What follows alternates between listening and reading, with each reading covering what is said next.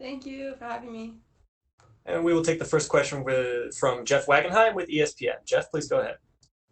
Hey, Mackenzie. I just have one question for you. Is about the cage you'll be fighting in as a jiu-jitsu world champion. I, obviously, when you get somebody down to the canvas, that puts you in a position where you can feel real strong. And I'm wondering, in a smaller cage than what is typical for the UFC, what do you think about fighting in that smaller octagon? I think it's less space for them to run away, So I think it's good for us.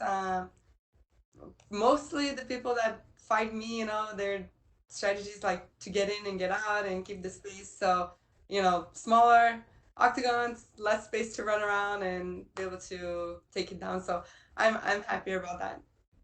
Now, I imagine you probably have competed in when you before you came to the UFC in cages that are smaller. Some of the other promotions have littler places, but the UFC octagon, obviously, the regular one is 30 feet, and so have you found it to be more challenging to get a hold of and get get a grasp on somebody in the bigger cage? I mean, is that something you're thinking this time you maybe won't have to deal with? Yeah, for sure. When it's the bigger rings, octagons, even sparrings and stuff that I've done in the bigger ones, yeah, I just felt kind of a lot more chasing. I need to have like my wrestling on point. In jiu-jitsu we always pull guards, so um, when it's a lot of space and everything, I always find myself like in the sparring, like okay, I have to chase. So I think it's gonna be a lot better that it's gonna be if it's smaller. All right, so no chasing this time, huh? I hope not. All right, good luck. Thank you very much. Thank you. And we will take the next question from Jay Anderson with Cage Side Press. Jay, please go ahead. And Mackenzie, I mean, Hannah's not exactly known for a ground game, but she is a gritty fighter. So I'm wondering if you could just give us your thoughts, first of all, on the matchup. Yeah, I think she's a tough, really tough girl. It's good that she has a lot of fights in the UFC. I was able to watch a lot of her fights, winning and losing. When she has like confidence in her coming forward, and when she's kind of not comfortable in the fight and more walking back and stuff like that. So from most of the fights I saw like you said, the ground is kind of her weakest point. And obviously that's my strongest point, so that's definitely gonna be the strategy. No secret to that. And then I see a lot like her hands are pretty heavy hands. So of course, as long as I don't get knocked out, and can stay in there and be able to take it to the ground, I don't want to go to like decision with this fight. I saw a lot of like leg kicks, so if I can catch, one of those legs, take down, I think that's gonna be the best route to winning. Do you ever have the urge to kind of prove something on the feet? Everybody expects you to take the fight to the ground. Do you ever feel like just standing in there and trading a little? When I feel like standing, it's like when I get one punch and I see like a hurt, then I kind of like grow and I say, oh man, it's like working, the stand up. And then I'm not even thinking about the fans or my coaches or anything, so I kind of forget like, oh yeah, the strategy is always to go to the ground. But I think that's just natural, like when you see something's working and you see like, oh, maybe they can get knocked down, you kind of grow on it.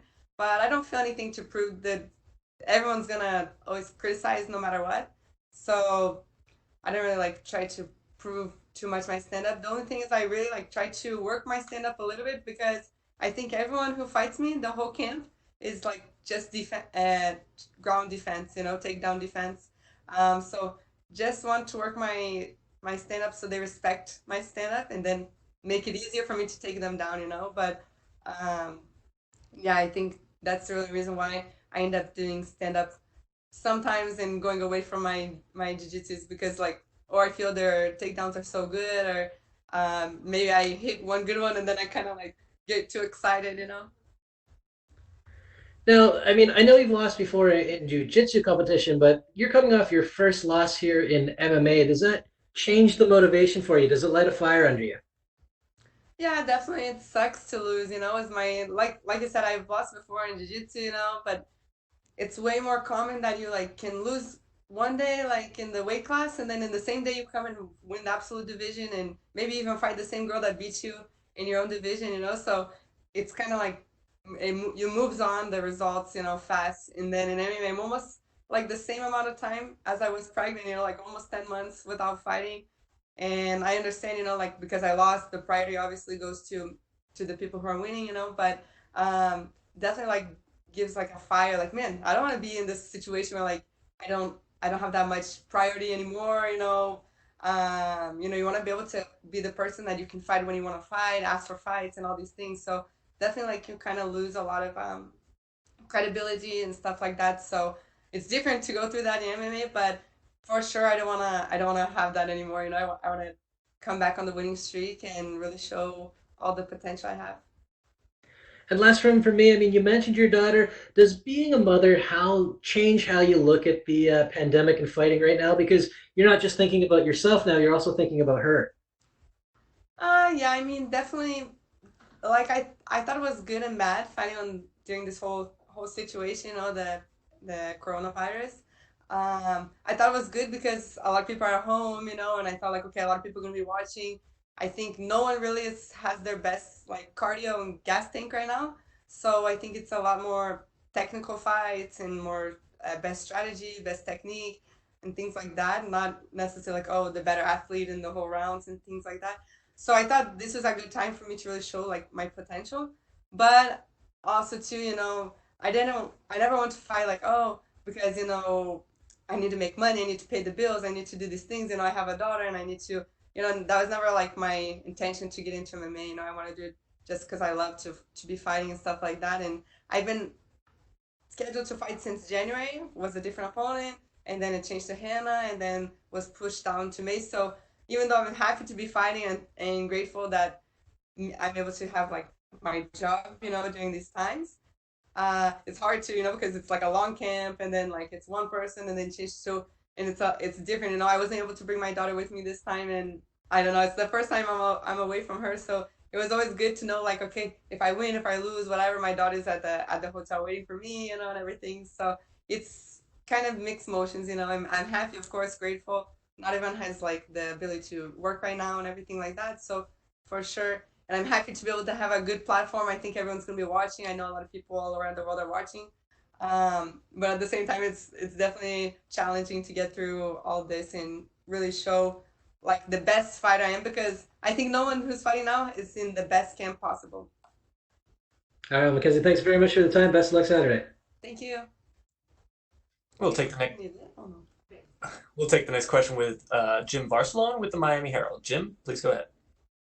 Thank you so much. I'm just curious what your thoughts of this fight and being taking place back in Las Vegas, having UFC back in Las Vegas, how important that is, and just the whole part of this historic card because it is coming back from COVID-19 and being a part of all this.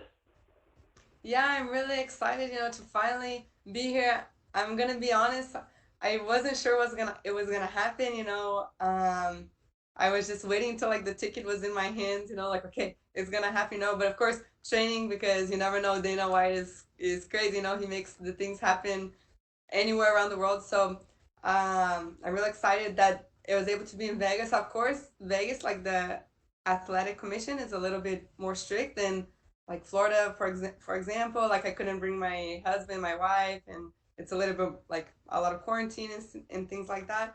But man, I don't think there's like a better place to have the fights. I had my first UFC win here in Vegas, so I'm really, really excited to be back. They have the institute here, so I already went, got my massages. Later today, I'm gonna go do my training at the institute in the octagon. So it's a really good place. I have all my food here with me. They're helping me. I'm already like on weight today.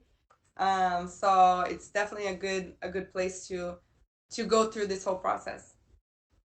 What has the testing process been like too? Because obviously this is all something new to everybody.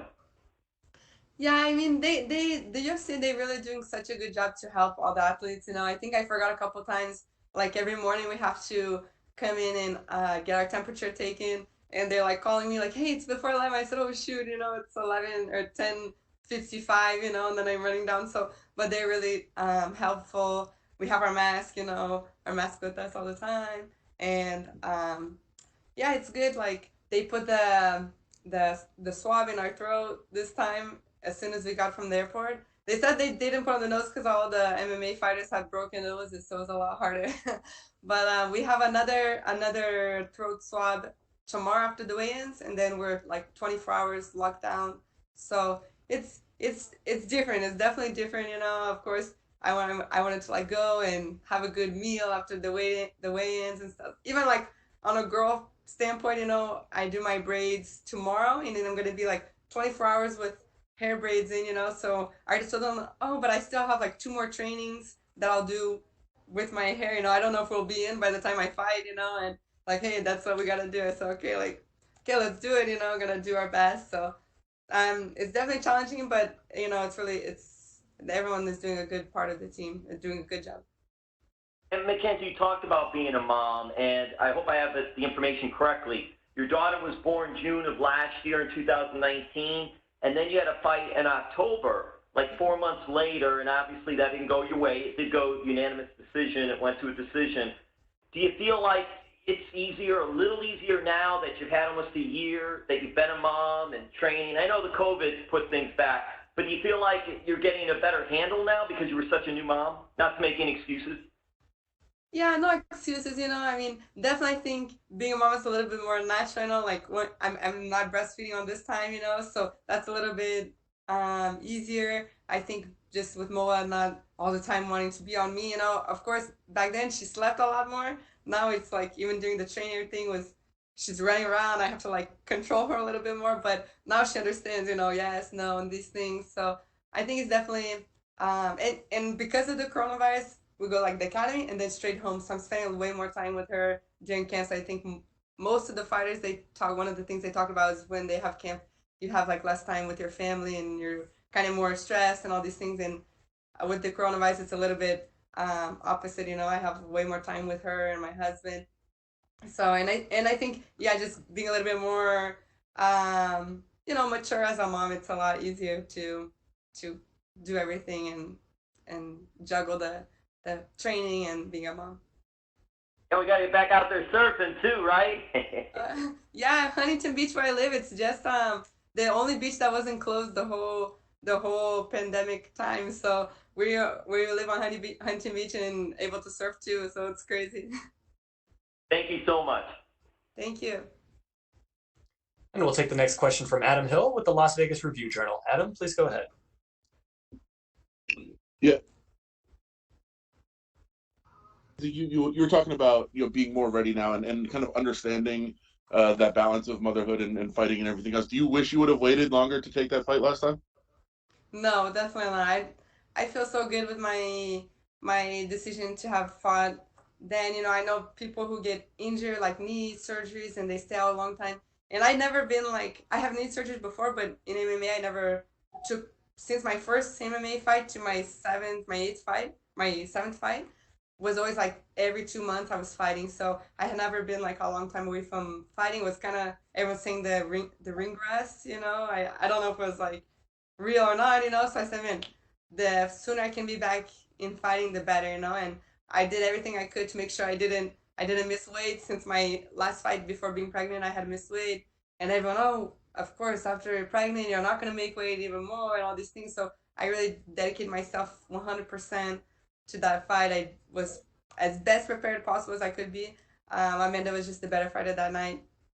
And yeah, you know, and even though I lost, I was the same thing. I kept telling like Nick, like, hey, I want to fight, I want to fight. Give me a fight soon. I'm not injured, nothing. You know, I can go. But then it took like, with everything happening, it's taking a while to be able to get back in. So just to be here, um, I'm happy. I would have fought way sooner if I had the opportunity. Right. And you were talking about how much different it is to deal with a loss in MMA than in jiu-jitsu because you can come back so much quicker, even win that next day. So how was that process? Like how long did it take you to kind of accept it and deal with it and like what was that time like when you were trying to get over it? Um, I think for me it was okay. Like the hardest thing, honestly, was just seeing like all these people like fighting, you know, and people just kind of kept talking about my loss or trying to find maybe like an excuse of why I lost. Like, oh, because you came back too soon, or oh, because you're not the same fighter anymore after being pregnant, and everything, or your body's different, or not gonna be as athletic, or you're scared now, or just things like that. For me, like until today, I haven't seen my fight. I haven't watched it. I don't. I know I did my best in the fight. I wasn't able to get the win. So for me, the hardest thing was just be like asking for fights and then seeing all these people fighting. And I'm like, man, when they gonna give me a fight? Like, okay, I know I lost, but man, it wasn't like beat up. It wasn't like knocked out, or I didn't look like I wasn't meant to be there. Like I have so much potential and so much to prove. So it was just like crazy to be back in there. Cool. Thank you so much. Thank you. Okay, thank you, Mackenzie. That's all the time we had for you. We appreciate it. Thank you.